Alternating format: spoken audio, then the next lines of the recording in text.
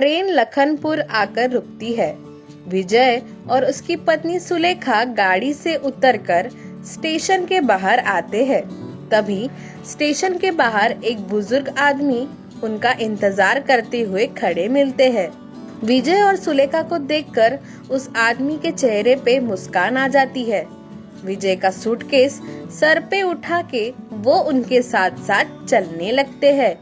विजय शहर में एक ऊंचे पद पर नौकरी करता है और बहुत सालों के बाद अपने गांव लौटता है।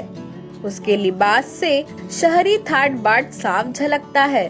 सूट बूट और चेहरे पर धूप वाला चश्मा विजय के साथ चल रहे वह बुजुर्ग आदमी को उसे देखकर बड़ा गर्व महसूस होता है। ये बुजुर्ग आदमी कोई और नहीं बल्कि विजय के पिता काशीनाथ है। काशीनाथ लखनपुर से एक छोटे से गांव में रहते हैं, जहां परिवहन, पक्की सड़क, अस्पताल जैसे बुनियादी सुविधा भी नहीं है। काशीनाथ और उसकी पत्नी दूसरों के खेत में मजदूरी करके अपना निर्वाह करते हैं। विजय काशीनाथ का इकलौता बेटा है। खुद पढ़े लिखे ना होने पर उन्हें बहुत मलाल होता है, लेकिन काशीनाथ अपने बेटे को उच्च शिक्षा देना चाहते थे। लेकिन गांव में शिक्षा के लिए ऐसी कोई सुविधा नहीं होती, इसलिए काशीनाथ अपने चचेरे भाई जो शहर में नौकरी करते हैं उनके पास विजय को शिक्षा प्राप्त करने के लिए शहर भेज देते हैं। इस तरह विजय बचपन में ही शहर आ जाता है। विजय को पढ़ने के लिए काशीनाथ और उसकी पत्नी बहुत कष्ट उठाते हैं। विजय की पढ़ाई लिखाई अच्छे से होती है। काशीनाथ उसे कोई चीज की कमी महसूस होने नहीं देते। पढ़ाई पूरी होने के बाद विजय को एक मल्टीनेशनल कंपनी में नौकरी मिल जाती है। उसी दौरान विजय की मुलाकात सुलेखा से हो जाती है। सुलेखा विजय के ऑफिस में सहकर्मी होती है। दोनों एक दूसरे को पसंद करते हैं और कुछ दिन बाद दोनों घर वालों की मंजूरी से शादी कर लेते हैं। धीरे धीरे तरक्की होकर विजय कंपनी का मैनेजर बन जाता है।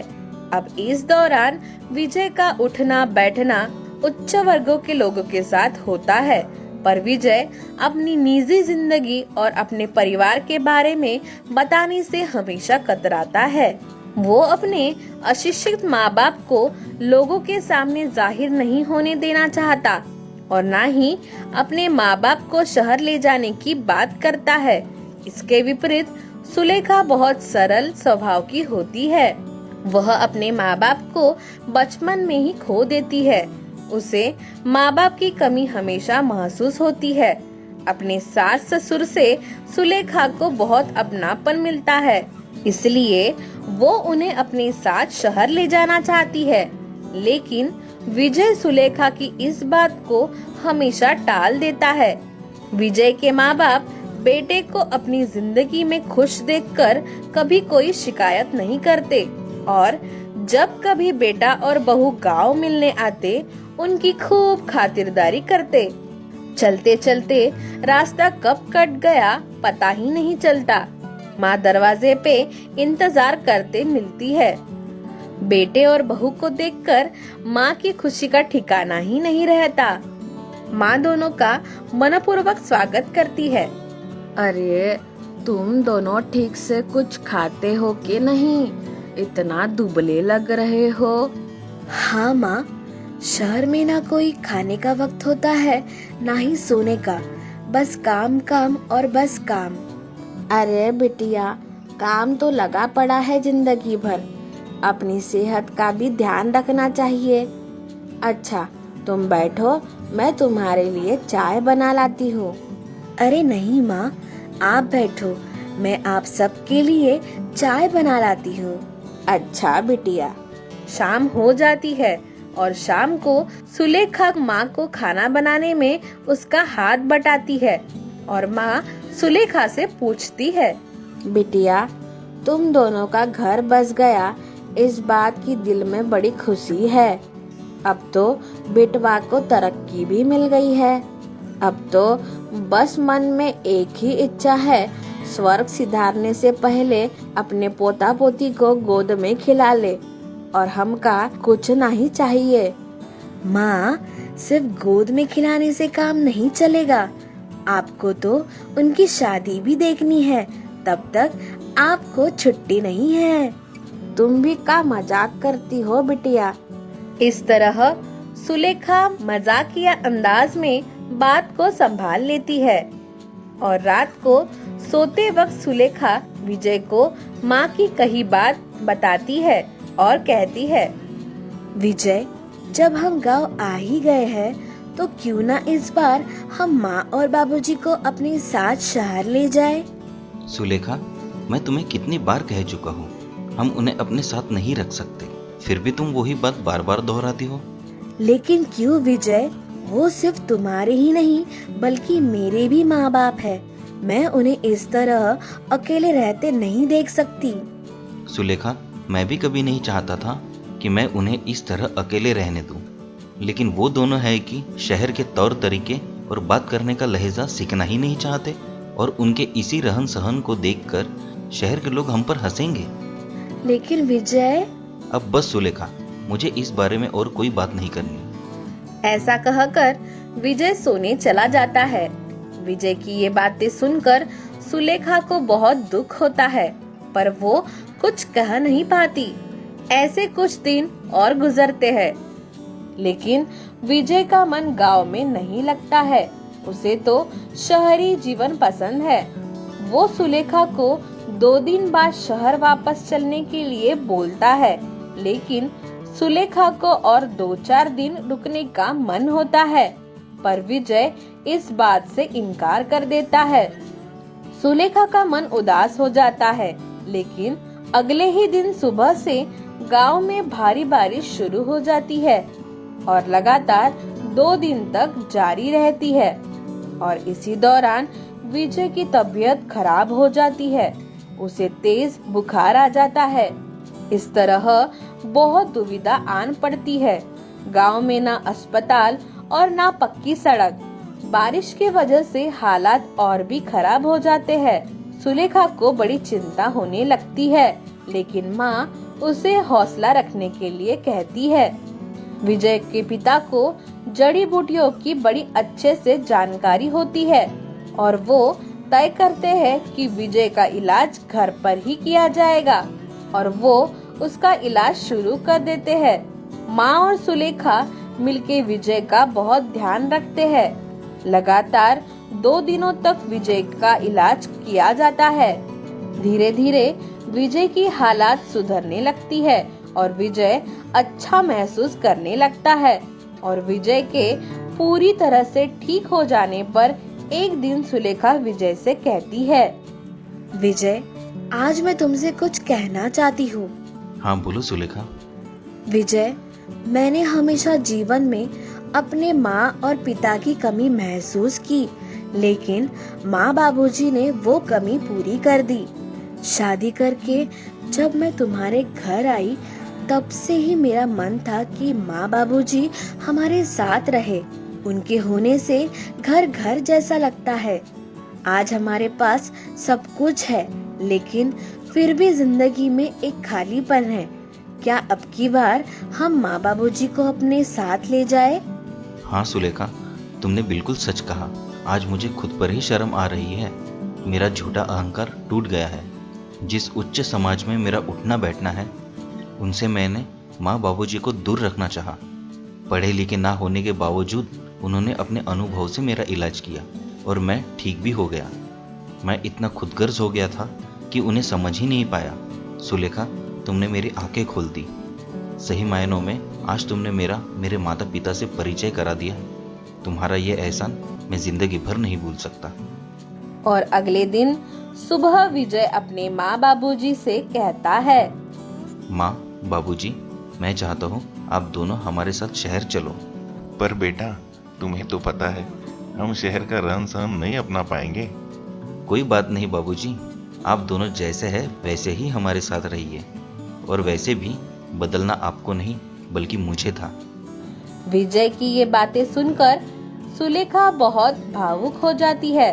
इस तरह विजय माँ बाबूजी को अपने साथ शहर ले जाता है और खुशी खुशी साथ रहने लगते हैं। दोस्तों, दुनिया में एक कहावत बहुत मशहूर है कि बाजार में बड़ी आसानी से मिल जाता है सब कुछ, लेकिन ना तो माँ जैसी जन्नत मिलती है और ना बाप जैसा साया। तो दोस्तों, आपको इस कहानी से क्या सीख मिली, ये हमें कमेंट बॉक्स में कमेंट करके जरूर बताएं। और हाँ, हमारे चैनल को लाइक, शेयर और सब्सक्राइब करना ना भूले। तो चलिए दोस्तों, अगली बार फिर मिलते हैं एक नई कहानी के साथ। तब तक के लिए गुड बाय।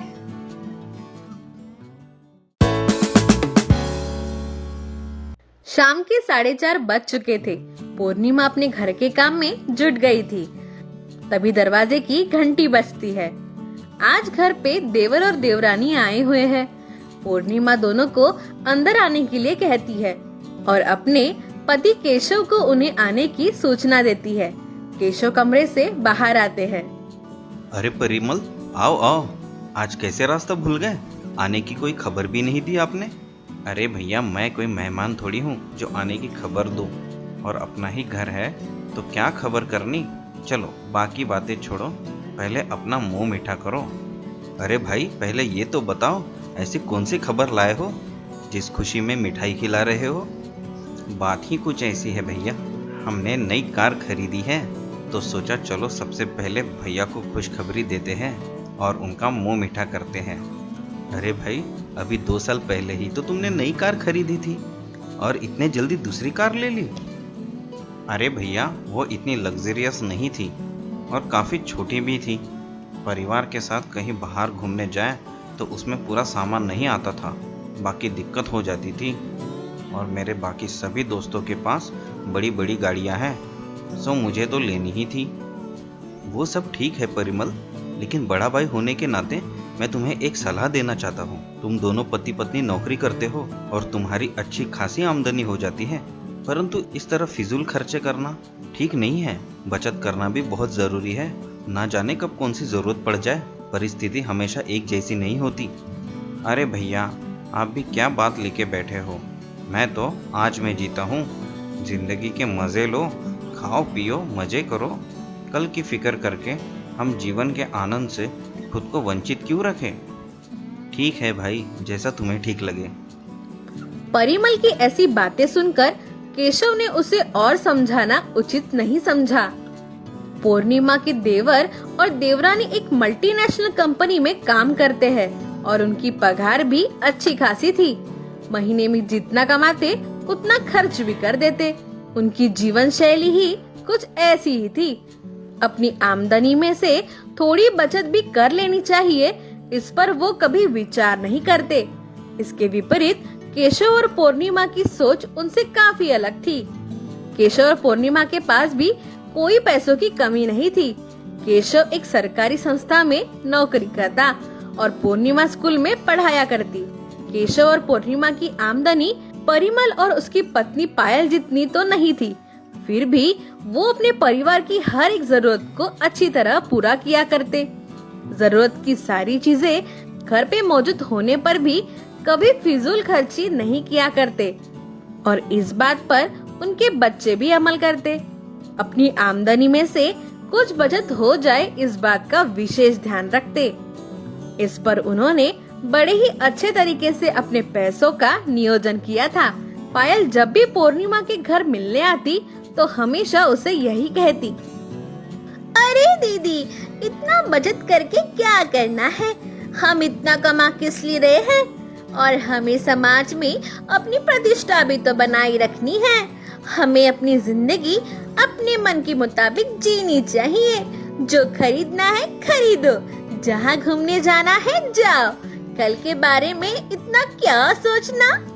पायल, हो सकता है कि तुम ठीक कह रही हो, लेकिन समाज में अपनी प्रतिष्ठा बनाए रखने का मतलब ये नहीं है कि हमें जहाँ 2000 रुपए खर्च करने की जरूरत है वहाँ हमें 10,000 रुपए खर्च करें। हमें कब कौन सी परिस्थिति का सामना करना पड़े कुछ कह नहीं सकते, इसलिए बचत जरूर करनी चाहिए। पूर्णिमा के इतने समझाने पर भी पायल पर कोई असर नहीं होता। वो सब बातों को हल्के में ले लेती है और पूर्णिमा भी इस विषय में ज्यादा और कुछ नहीं बोलती। ऐसे ही दिन गुजरते हैं और कुछ महीनों बाद एक दिन जब पूर्णिमा को पायल का फोन आता है और वो कहती है, दीदी हम बड़ी मुसीबत में हैं, समझ नहीं आ रहा क्या करें।